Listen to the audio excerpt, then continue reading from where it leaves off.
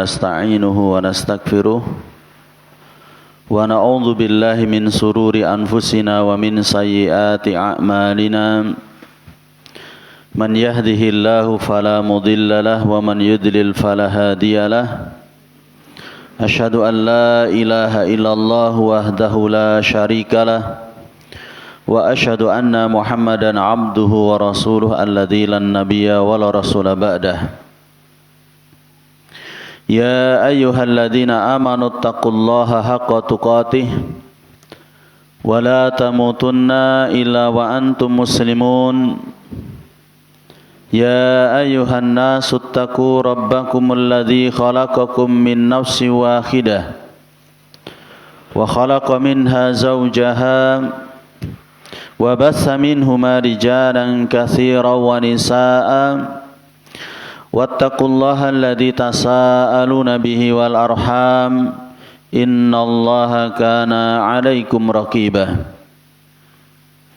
يا أيها الذين آمنوا اتقوا الله وقولوا قولا سديدا يصلح لكم أعمالكم ويغفر لكم ذنوبكم ومن يطع الله ورسوله فقد فاز فوزا عظيما أما بعد Alhamdulillah ikhwan fillah fiddin wa akhwat a'azzani Allah wa iyyakum. Kembali kita bersyukur kepada Allah Subhanahu wa taala pada kesempatan pagi hari ini. Allah Subhanahu wa taala memberikan nikmat kepada kita yang berupa kelonggaran, kesempatan untuk saling berwasiat di dalam kebenaran dan berwasiat di atas kesabaran. Allah Subhanahu wa taala masih memberikan kita nikmat bisa senantiasa menyempatkan diri untuk belajar dan terus belajar. Terlebih lagi perkara-perkara yang sangat kita butuhkan untuk saat ini, yaitu perkara-perkara yang berkaitan dengan tazkiyatun nafas. Dan kita di penghujung akhir dari kitab atau kutaib, buku kecil yang ditulis oleh Syekh Abdul Razak bin Abdul Muhsin Al-Badr hafizahullah, yaitu Asyrul Qawaid fi Tazkiyatin Nafas, 10 kaidah di dalam tazkiyatun nafas, di dalam penyucian jiwa. Sudah kita baca semua 10 kaidah tersebut. Di antaranya untuk mengingatkan kembali kaidah yang pertama, yaitu tauhid itu adalah asas, pondasi daripada tazkiyatun nafas. Artinya seluruh dakwah para nabi dan para rasul berdiri tegak di atas tauhid. Dan kita diciptakan oleh Allah Subhanahu wa taala di muka bumi ini tidak lain tujuannya adalah untuk mentauhidkan Allah Subhanahu wa taala. Beribadah hanya kepada Allah artinya untuk mentauhidkan hanya kepada Allah. Mengesahkan niat kita di dalam ibadah hanya untuk Allah Subhanahu wa taala. Bahkan tauhid inilah di antara dasar yang menjadikan seseorang ketika di akhir hayatnya mengucapkan la ilaha illallah, Allah Subhanahu wa taala menjamin orang tersebut masuk surga.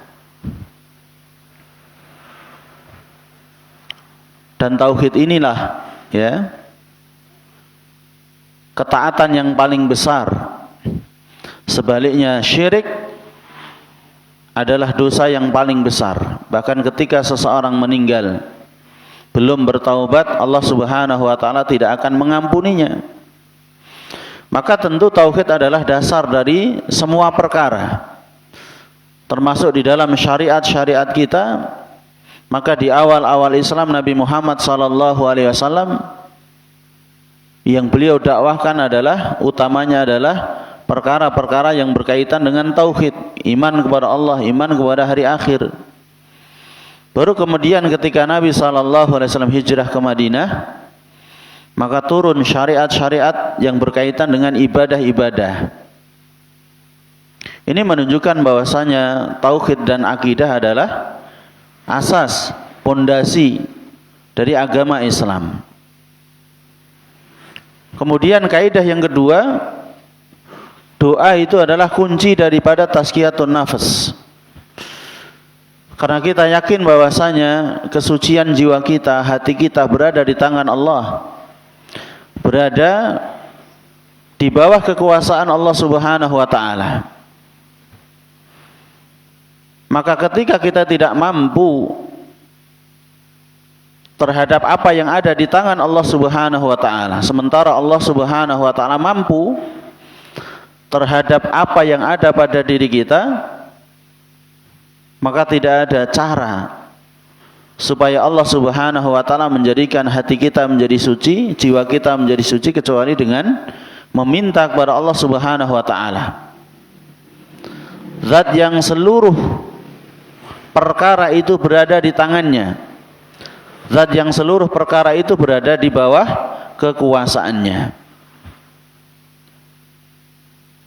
Maka kita meminta kepada Allah Subhanahu wa taala, ya, dengan berdoa kepada Allah Subhanahu wa taala itu adalah kunci daripada tazkiyatun nafs.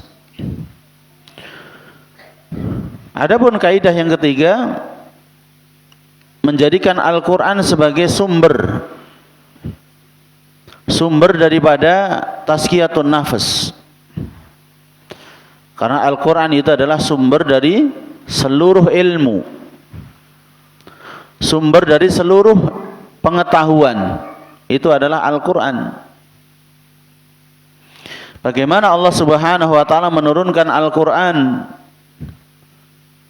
kemudian Allah Subhanahu wa taala mengutus Rasul supaya menjelaskan, membacakan kepada umat ayat-ayat Allah Subhanahu wa taala, kemudian menjelaskan makna-makna daripada ayat-ayat tersebut untuk menjadikan hati-hati umat itu berada di dalam kesucian. Dan Al-Qur'an itu adalah obat dari seluruh penyakit, baik penyakit jasmani maupun penyakit rohani. Maka di antara kaidah di dalam tazkiyatun nafs adalah menjadikan Al-Qur'an sebagai mamba, ya, sebagai sumber air, sumber sebagaimana mata air itu sumber daripada air yang ada di bumi ini. Kemudian kaidah yang keempat adalah menjadikan Rasulullah SAW sebagai suri tauladan kita. Karena Allah Subhanahu wa taala memilih Nabi kita Nabi Muhammad SAW sebagai Rasul, Nabi yang terakhir. Dan Allah telah memuji Nabi kita Nabi Muhammad SAW bahwasanya beliau adalah sebaik-baik suri tauladan kita. Maka kita menjadikan beliau sebagai suri tauladan kita, tidak menjadikan orang lain. Karena manusia selain Nabi Muhammad SAW bisa salah, bisa benar. Adapun Nabi kita Nabi Muhammad SAW maksum, ya, terjaga dari kesalahan dan terjaga dari dosa. Maka termasuk di dalam tazkiyatun nafs, tidak bisa tidak kita harus mencontoh Rasulullah SAW. Kita tidak keluar dari apa yang beliau contohkan, apa yang beliau syariatkan. Sehingga apa yang tidak beliau contohkan, apa yang tidak beliau syariatkan, tidak mungkin bisa menjadikan tazkiyatun nafs. Ini kaidah yang keempat.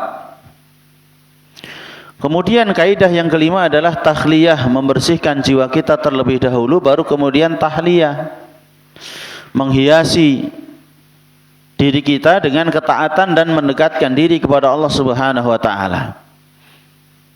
Atau sebagian ulama seperti Syekh Albani menyebutkan istilah tasfiyah, ya, sama maknanya, membersihkan diri dari kotoran maksiat dosa.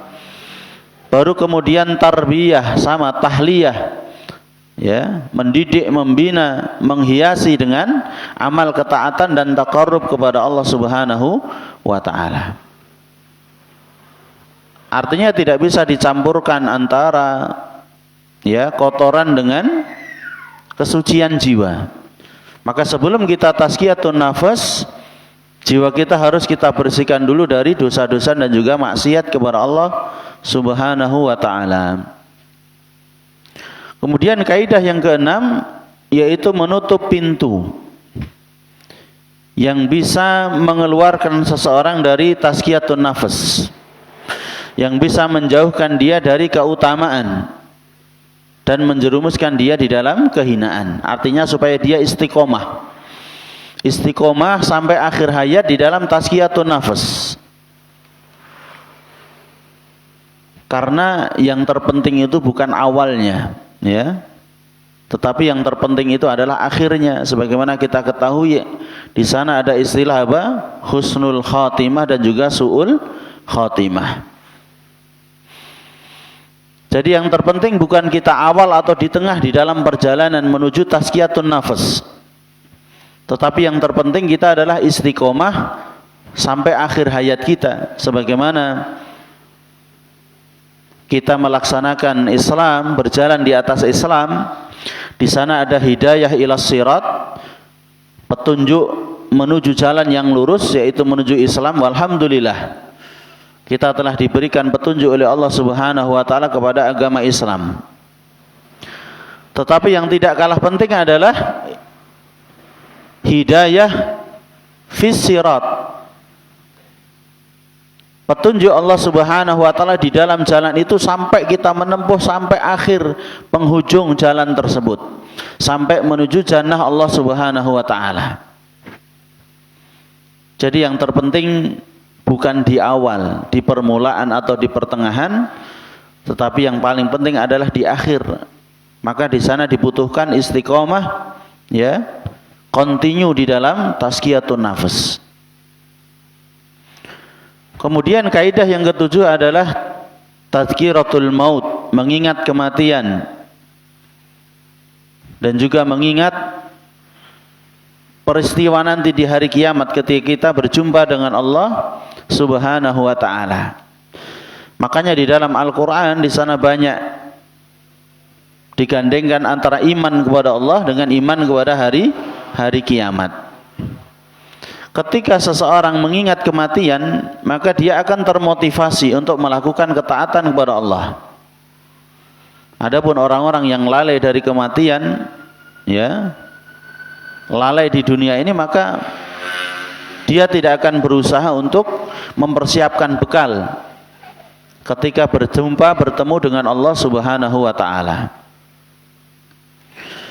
Kemudian kaidah yang kedelapan yang tidak kalah pentingnya adalah kita selektif di dalam memilih teman. Karena sebagaimana disebutkan di dalam pepatah Arab, as-sahib sahib, teman itu akan menarik kita, mempengaruhi kita. Sebagaimana disebutkan juga di dalam hadis Nabi SAW, kata Nabi SAW, ar-rajulu ala dini khalilihi, seseorang itu berada di atas agama temannya. Maka Nabi SAW memerintahkan kita, falyandur ahadukum man yukhalil, perhatikan, ya, perhatikan siapa yang kita jadikan teman. Kalau teman kita baik, maka dia akan menarik kita ke dalam perkara-perkara kebaikan. Sebaliknya kalau teman-teman kita buruk, nanti akan menarik kepada keburukan-keburukan. Maka hendaknya kita selektif, ya, tidak semua bisa kita jadikan sebagai teman dekat kita. Kemudian yang kesembilan yaitu menghindari sikap ujub atau tertipu dari diri sendiri. Seseorang yang berada di dalam maksiat tetapi dia terus berusaha untuk bertaubat kepada Allah Subhanahu wa taala, merasa bersalah, merasa berdosa, merasa kurang, merasa hina di hadapan Allah Subhanahu wa taala, itu lebih baik daripada orang yang dia melakukan ketaatan tetapi kemudian dia merasa lebih baik dari yang lainnya. Dia merasa sempurna, dia merasa istimewa dari yang lainnya. Sebagaimana iblis dikeluarkan dari surga Allah Subhanahu wa taala karena merasa lebih baik dari Nabi Adam. Sehingga ketika diperintahkan untuk sujud tahiyah, sujud penghormatan, bukan sujud ibadah. Kalau sujud ibadah tidak boleh kepada selain Allah Subhanahu wa taala. Adapun sujud tahiyah, sujud untuk penghormatan, sujud untuk ta'zim, ada di sebagian syariat-syariat nabi-nabi yang terdahulu. Sebagaimana di dalam syariatnya Nabi Yusuf, ya, ketika saudara-saudara Nabi Yusuf sujud kepada Nabi Yusuf ketika beliau sudah menjadi bendahara di negara Mesir. Ya, tidak diingkari, tidak masalah. Tapi sujud tahiyah, menghormati, bukan sujud ibadah. Maka iblis diperintahkan sujud kepada Nabi Adam bukan untuk beribadah. Tidak mungkin Allah Subhanahu wa taala memerintahkan makhluk sujud ibadah kepada makhluk. Maka kemudian iblis karena dia merasa ujub, merasa takabur, lebih baik daripada Nabi Adam, tidak mau sujud tahiyah atau sujud ta'zim kepada Nabi Adam, sehingga diusir, dikeluarkan dari surga. Maka sebagaimana orang-orang saleh yang terdahulu, ya, disebutkan di dalam surat Al-Mu'minun ayat yang ke-60, orang-orang yang melakukan ketaatan tetapi hati-hati mereka itu takut. Sampai-sampai Ibunda Aisyah mengira, kenapa mereka itu takut? Apakah mereka itu orang-orang yang suka minum khamr, orang-orang yang suka mencuri? Kata Nabi SAW, bukan. Mereka itu orang yang melakukan ketaatan, berpuasa, sholat, sedekah, tetapi mereka takut amalan mereka tidak diterima. Ya, maka ini adalah sifat orang-orang yang tidak ujub, sifat orang-orang yang tidak merasa istimewa, sifat orang-orang yang tidak tertipu dengan diri mereka sendiri, melakukan ketaatan tetapi hati mereka takut tidak diterima amalan-amalan ibadah mereka.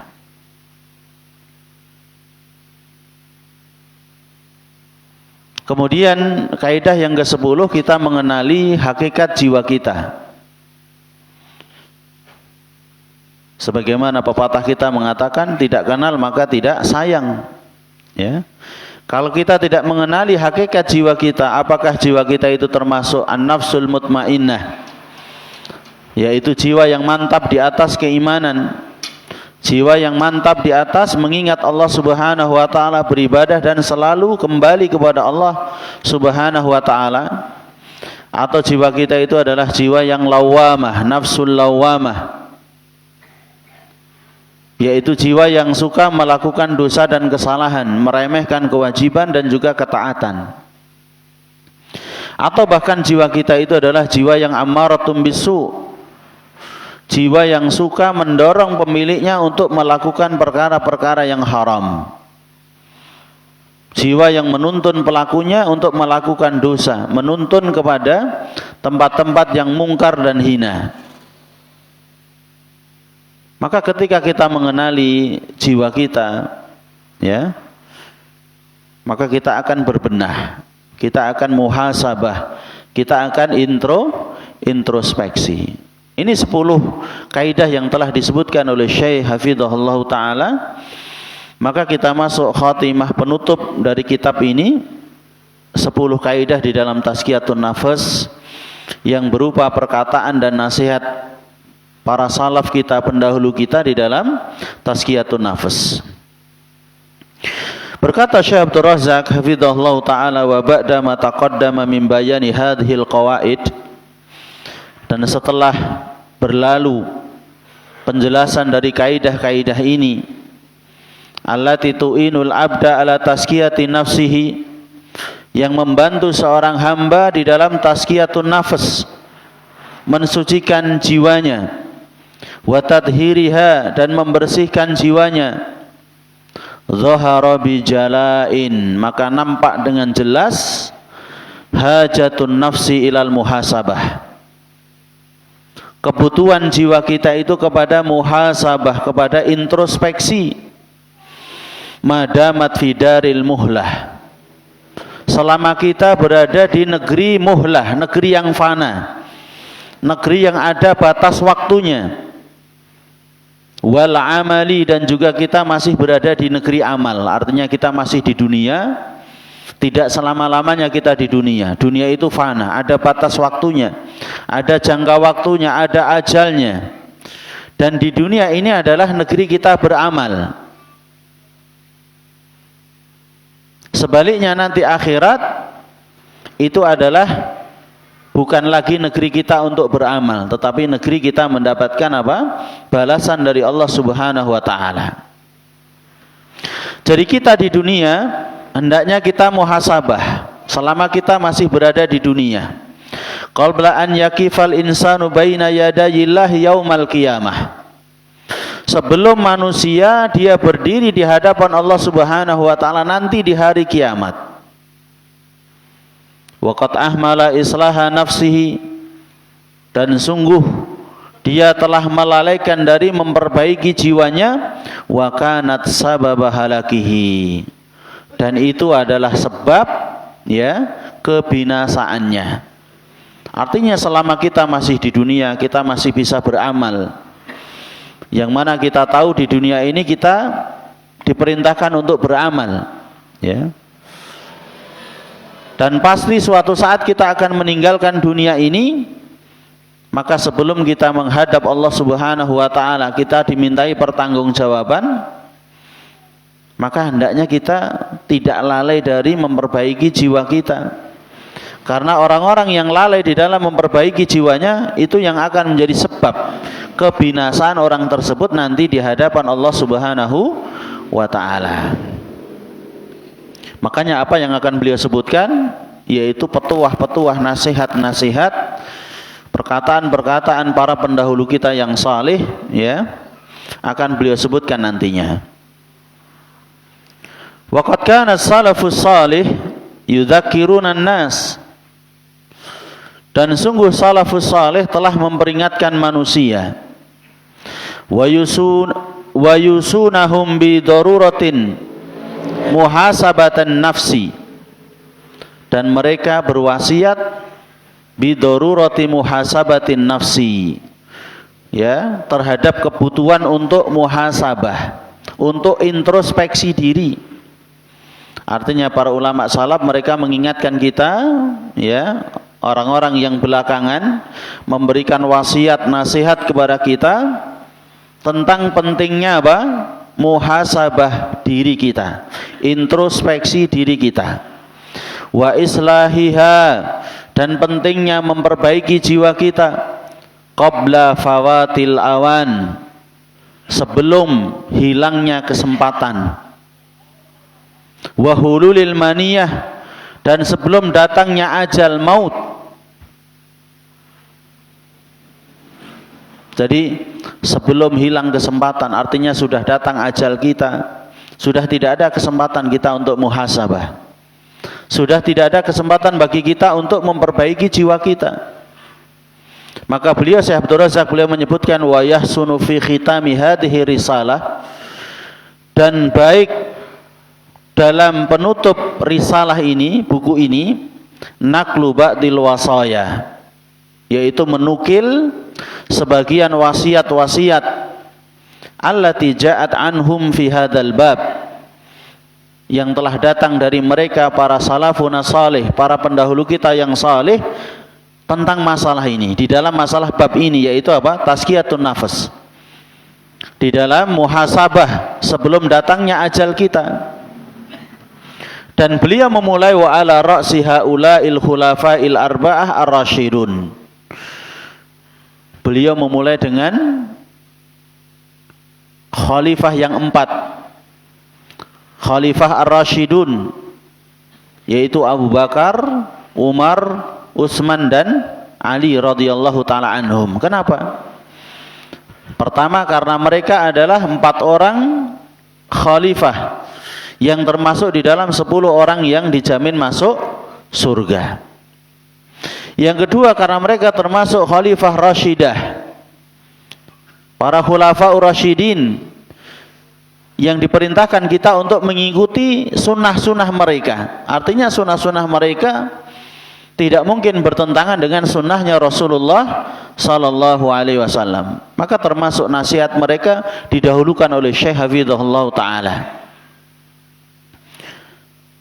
Maka beliau menyebutkan yang pertama dari Abu Bakar As-Siddiq, qala al-khalifatur rasyid Abu Bakrin As-Siddiq radhiyallahu taala an, telah berkata khalifah yang mendapatkan petunjuk yaitu Abu Bakar As-Siddiq radhiyallahu an, semoga Allah meridhoinya. Abu Bakar mengatakan, mewasiatkan kepada kita, menasihatkan kepada kita, i'lamu ibadallah, ketahuilah wahai hamba-hamba Allah, annakum taghduna wa tarawhuna fi ajalin, sesungguhnya kalian itu berada di pagi hari dan sore hari, itu ada ajalnya, ada batas waktunya. Artinya di dunia ini tidak selamanya. Kita memiliki ajal masing-masing. Kalau sudah datang ajal kita, tidak ada yang bisa memajukan ataupun memundurkannya. Qad ghuyiba ankum ilmuhu, yang mana pengetahuan tentang ajal itu adalah perkara yang gaib, kita tidak tahu. Maka apa yang kita lakukan? Fa in istata'tum an tanqadiyal ajal, maka jika kalian mampu, maka hendaknya kalian habiskan waktu kalian di dunia ini, atau kalian menghabiskan ajal itu wa antum fi amalillahi, kalian berada di jalan amalan Allah Subhanahu wa taala. Kalian di dalam melakukan ketaatan kepada Allah Subhanahu wa taala, faf'alu, kalau kalian mampu itu lakukan. Akan tetapi perhatikan, walan tastati'u dzalika illa billah, dan kalian tidak mungkin mampu melakukan itu kecuali atas pertolongan Allah Subhanahu wa taala. Artinya kita semua bisa melakukan ketaatan, ya, termasuk di pagi hari ini kita bisa bersama-sama belajar, menuntut ilmu, semuanya atas pertolongan Allah Subhanahu wa taala. Makanya di setiap rakaat kita meminta kepada Allah, mengucapkan apa? Iyyaka na'budu wa iyyaka nasta'in. Hanya kepada Allah kita beribadah, hanya kepada Allah kita minta pertolongan. Karena ketika kita bisa beribadah, artinya kita telah ditolong oleh Allah Subhanahu wa taala. Tanpa pertolongan dari Allah, tidak mungkin kita bisa melakukan ketaatan dan ibadah kepada Allah Subhanahu wa taala.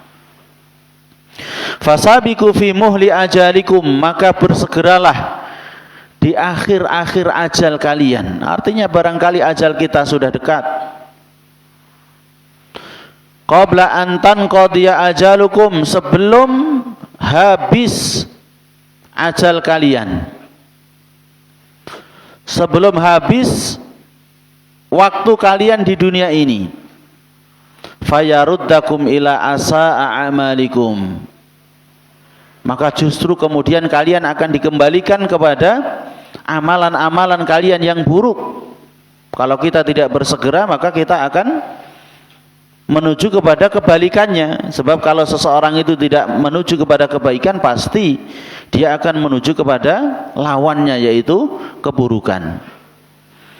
Fa inna aqwaman ja'alu ajalahum li ghairihim, karena ada satu kaum yang menjadikan ajal itu bagi selain mereka. Artinya menyangka bahwasanya ajal itu untuk orang lain, kalau untuk dirinya masih lama. Wa nasu anfusahum, dan dia lupa terhadap diri mereka sendiri. Fa anhaakum an takunu amsalahum, maka kata Abu Bakar As-Siddiq, aku melarang kalian menjadi seperti mereka. Falwaha alwaha, maka cepat-cepatlah orang-orang yang bersegera. Tsumman naja an naja, maka dia akan selamat, orang-orang yang selamat. Kenapa demikian? Fa inna wara'akum taliban hasisan. Karena sesungguhnya di belakang kalian itu ada pencari yang sangat ahli, pencari yang sangat teliti. Marruhu sari'un, berjalannya sangat cepat. Apa itu? Yakni al-maut, yaitu kematian. Artinya kematian itu kalau sudah mendatangi kita tidak mungkin terlepas, tidak mungkin akan tertukar dengan yang lain. Maka jangan sampai seperti kaum tadi yang menjadikan ajal itu hanya untuk orang lain, sementara untuk dirinya sendiri dia lalai, merasa bahwasanya ajal untuk dirinya itu masih lama. Ini yang disebutkan oleh sahabat Abu Bakar As-Siddiq radhiyallahu ta'ala an. Kemudian wa yaqulul khalifatu tsani Umar ibn al-Khattab radhiyallahu an. Berkata khalifah yang kedua pengganti Rasulullah sallallahu alaihi wasallam, yaitu setelah Abu Bakar, yaitu Umar bin Khattab radhiyallahu taala an. Beliau mengatakan, hasibu anfusakum qabla an tuhasabu. Hisablah diri-diri kalian sebelum kalian dihisab nanti di hari kiamat. Wazinu anfusakum qabla an tuzanu. Dan timbanglah jiwa kalian sebelum kalian ditimbang amal-amal kalian. Watazayyanu al-ardil akbar. Watazayyanu lil ardil akbar. Dan hendaklah kalian mempersiapkan apa? Tujuan yang paling besar, yaitu apa? Yauma tu'raduna la takhfa minkum khafiyah, yaitu hari yang akan dinampakkan kepada kita semuanya, tidak ada yang tersembunyi dari kita sedikit pun. Artinya Umar bin Khattab radhiyallahu ta'ala an memerintahkan kita untuk introspeksi diri, muhasabah sebelum kita dihisab oleh Allah Subhanahu wa taala, ya, mempersiapkan bekal sebelum datang satu hari yang akan dinampakkan semua urusan kita. Kemudian wa yaqulul khalifatu tsalits Utsman bin Affan radhiyallahu an.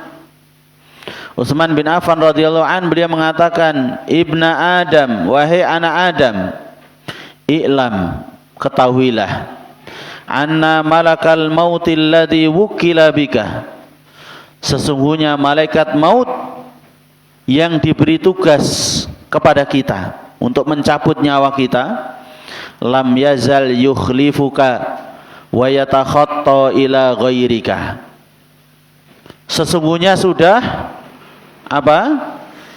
mengincar kita dan sekarang ini melewati kepada selain kita, mundu anta fid dunya, sejak kita ada di dunia ini.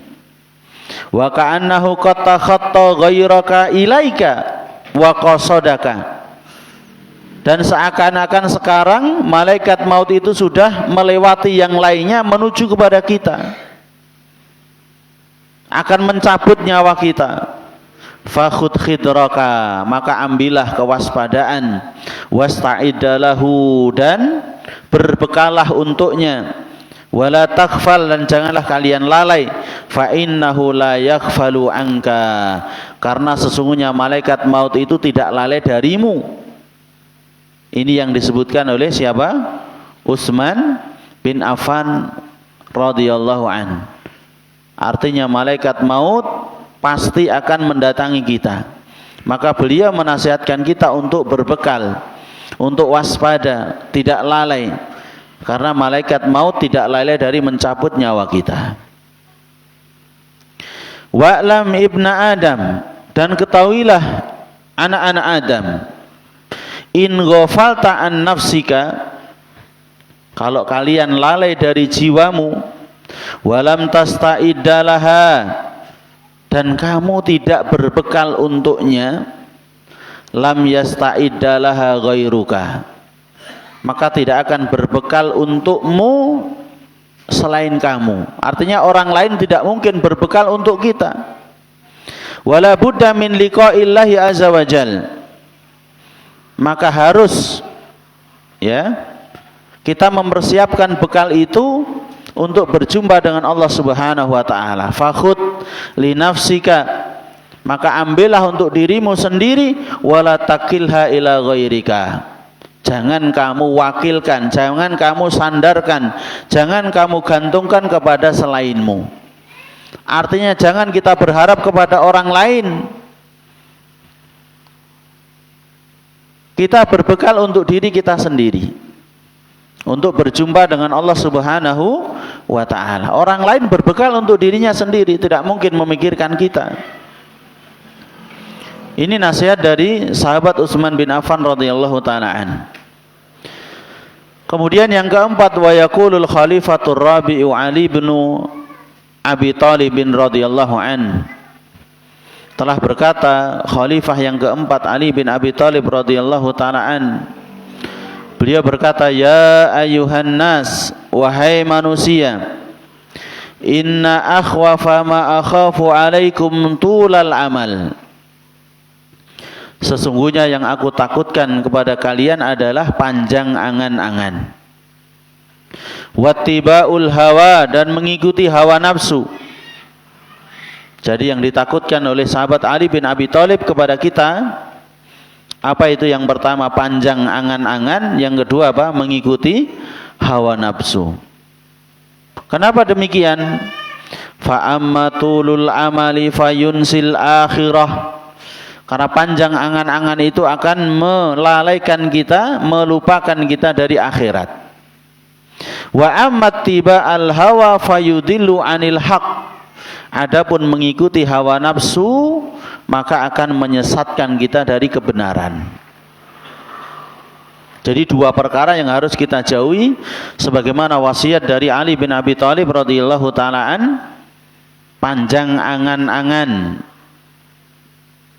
Artinya apa? Tidak mengingat kematian, tidak mengingat akhirat. Terlalu disibukkan dengan angan-angan kosong. Terlalu disibukkan dengan cita-cita yang tinggi. Cita-cita tinggi boleh, tetapi melihat apa? Kondisi. Dan juga jangan lalai apa? Berbekal untuk akhirat. Artinya seseorang hanya memiliki cita-cita yang tinggi terhadap urusan dunia. Dan juga jangan sampai mengikuti hawa nafsu.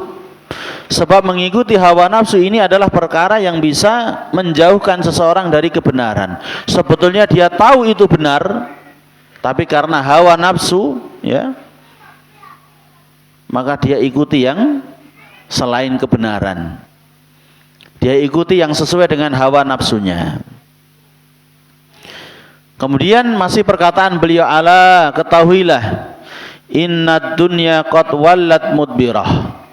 Sesungguhnya dunia itu sudah berlalu, sudah lewat.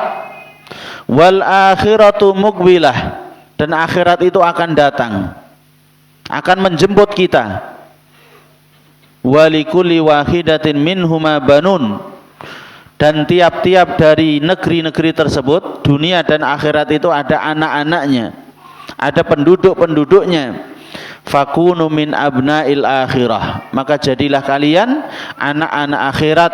Wala takunu min abna'id dunya, dan janganlah kalian menjadi anak-anak dari dunia. Fa innal yauma amalun, karena hari ini adalah hari beramal, wala hisab, dan belum ada hisab. Dunia adalah tempat beramal, bukan tempat hisab. Wa ghadan, dan hari kiamat, hari akhirat itu hisabun wala amalun.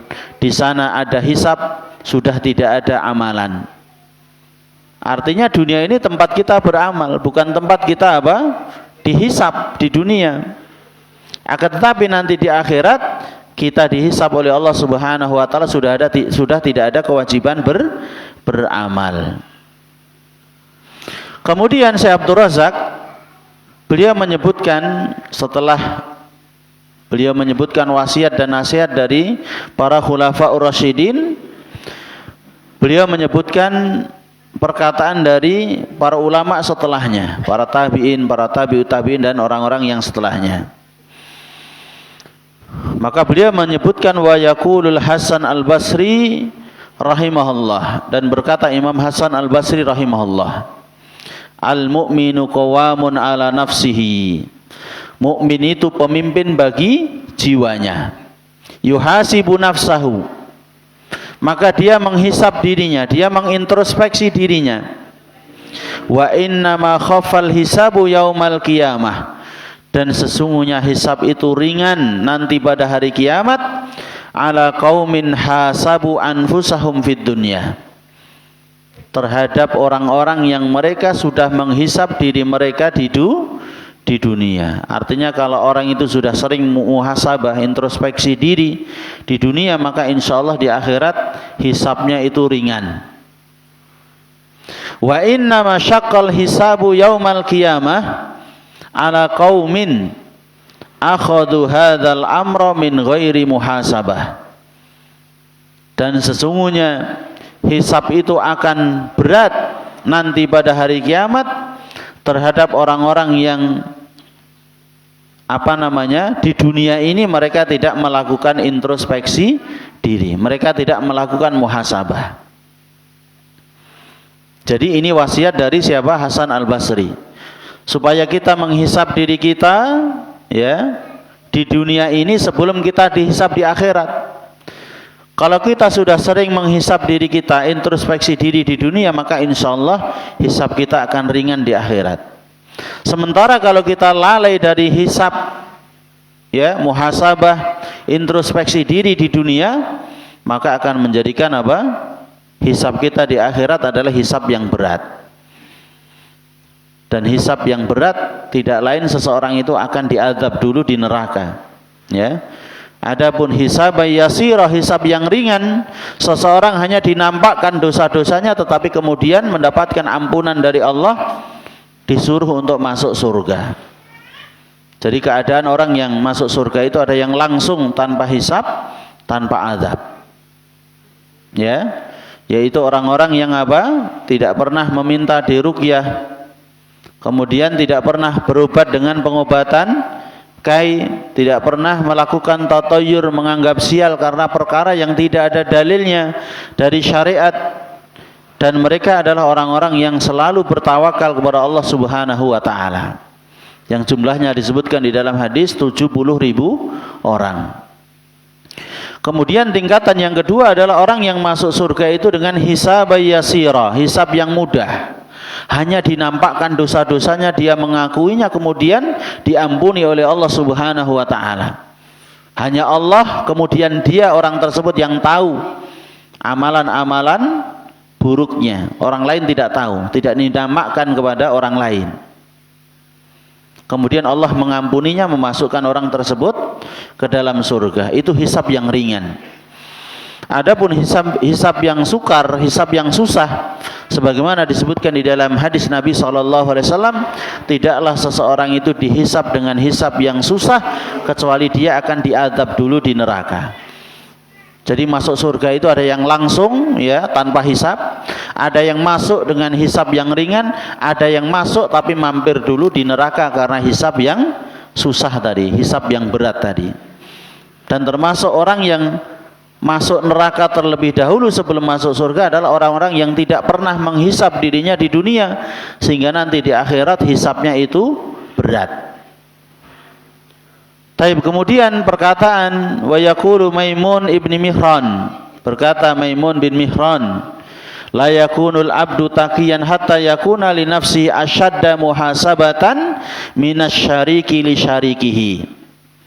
Tidaklah seorang hamba itu bertakwa sampai dia menjadikan jiwanya itu, ya, lebih keras hisabnya, introspeksinya, sebagaimana seorang sekutu, ya, menghisap sekutunya, koleganya. Artinya ketika ada dua orang yang melakukan usaha, pasti yang satunya melakukan pengawasan, melakukan introspeksi. Nah, tidaklah seseorang itu menjadi orang yang bertakwa sampai orang tersebut menghisap dirinya sebagaimana kolega, ya, dua orang yang berusaha dengan satu perusahaan misalkan, ya. Artinya salah satu mengkoreksi yang lain, artinya ketat. Pengawasannya sangat ketat. Ini yang dikatakan oleh Maimun bin Mihran. Seseorang itu bisa menjadi takwa ketika dia menghisap dirinya dengan hisap yang sangat ketat. Sebagaimana orang yang punya rekan usaha kemudian dia mengawasi rekannya tersebut ya dengan ketat. Walihada qil, oleh karena itulah dikatakan an-nafsu kasyarikhil khawan. Nafsu itu seperti teman yang sering berkhianat, suka berkhianat. Illam tuhasibhu, kalau dia tidak sering mengkoreksi, memeriksa, zahaba bimalika, dia akan pergi membawa hartamu. Karena teman tersebut suka berkhianat. Jadi nafsu itu diibaratkan oleh Imam Maimun bin Mihran ya, seperti apa? Seperti teman yang suka berkhianat. Kalau kita tidak memeriksanya, menelitinya, maka suatu saat dia akan mengkhianati kita dengan membawa kabur barang-barang kita, harta kita. Wa yata'akkadu hadzal maqamu fi hadhil azminah. Terlebih lagi ya di zaman ini, ikhwan fillah rahimani wa rahimakumullah. Ada apa di zaman ini? Alatika surat fiha alfitanu wasawarifu anil khair. Yang mana di zaman ini telah banyak fitnah dan pemaling-pemaling dari kebenaran, kebaikan. Wa adzumatis syurur, dan telah besar banyak keburukan-keburukan. Allati tusawwilu al-batila lin-nufus, yang selalu membisiki jiwa itu dengan kebatilan. Wa tuzayyinuhu laha, dan menghiasi kebatilan itu bagi jiwa kita, sehingga jiwa kita akan tertarik. Banyak keburukan yang membisiki dan menghiasi jiwa kita, sehingga kemungkinan jiwa kita itu akan menyimpang itu sangat besar di zaman kita sekarang ini. Waqad kana al-Imamu Abdullah ibn al-Mubarak wa huwa min jillati ulama'it tabi'in. Dan adalah Imam Abdullah bin Mubarak, padahal beliau itu termasuk generasi apa? Tabi'in, ulama tabi'in. Yaqulu an zamanihi, beliau mengatakan di zaman beliau, inna salihina fima madha kanat anfusuhum tawatihim alal khairi afwan. Sesungguhnya orang-orang salih ya yang telah berlalu, padahal ini Imam Mubarak, beliau adalah seorang tabi'in. Berarti yang dikatakan ini siapa? Para sahabat, orang-orang salih yang telah lalu. Jiwa-jiwa mereka itu terbiasa melakukan kebaikan tanpa paksaan. Jadi para sahabat itu biasa melakukan kebaikan-kebaikan ya tanpa paksaan. Wa inna anfusana la takadu tawatina illa ala kurhin. Dan jiwa-jiwa kita sekarang ini, kata beliau ya, padahal beliau adalah generasi tabi'in, seakan-akan tidak terbiasa melakukan kebaikan kecuali kalau dipaksa. Maka kata beliau, fayan bagilana an nukrihaha, maka selayaknya kita memaksa jiwa kita untuk melakukan kebaikan. Fakaifal halu fi zamanina, kata Syekh, maka bagaimana keadaan di zaman kita sekarang ini? Maka kemudian Syekh Abdul Razak di akhir kutaib beliau ini, di akhir buku kecil beliau ini, risalah beliau yang singkat ini, beliau berdoa kepada Allah Subhanahu wa taala, nas'alullah taala, kita meminta kepada Allah Subhanahu wa taala bi asmaihil husna, dengan nama-nama Allah Subhanahu wa taala yang indah, wa sifatihil ulia, dan sifat-sifat Allah Subhanahu wa taala yang sempurna, an yusliha lana dinana, semoga Allah Subhanahu wa taala memperbaiki bagi kita agama-agama kita, alladzi huwa ismatu amrina, yang mana agama itu adalah penjaga dari urusan-urusan kita. Artinya beliau mendoakan ya supaya Allah Subhanahu wa taala memperbaiki agama kita, yang mana agama itu adalah penjaga urusan-urusan kita, Yang menjaga urusan kita itu adalah agama kita. Kalau agama kita baik, maka seolah-olah kita memiliki penjaga yang baik, pengawal yang baik, bodyguard yang baik. Bahkan beliau meminta kepada Allah Subhanahu wa taala dengan tawassul menyebutkan nama-nama dan sifat-sifat Allah Subhanahu wa taala. Wa an yusliha lana dunyana allati fiha ma'ashina. Dan semoga Allah Subhanahu wa taala memperbaiki bagi kami, bagi kita dunia kita, yang mana dunia kita itu adalah kehidupan kita, tempat tinggal kita. Wa an yusliha lana akhiratana allati fiha ma'adina. Dan semoga Allah Subhanahu wa taala memperbaiki akhirat kita, yang mana akhirat itu adalah ma'aduna, tempat kembali kita. Wa yaj'alal hayata ziyadatan lana fi kulli khair. Dan semoga Allah Subhanahu wa taala menjadikan kehidupan kita tambahan bagi kita di dalam kebaikan. Wal mauta rahatan lana min kulli syarr. Dan maut itu adalah istirahat kita dari seluruh keburukan, berhentinya kita dari seluruh keburukan. Ini doa ya, yang tentunya mencakup semua kebaikan ya. Kita meminta kepada Allah Subhanahu wa taala kebaikan agama kita, yang mana agama itu adalah penjaga dari urusan kita. Kemudian kita meminta kebaikan dunia kita, yang mana kita tinggal dan hidup di dalamnya.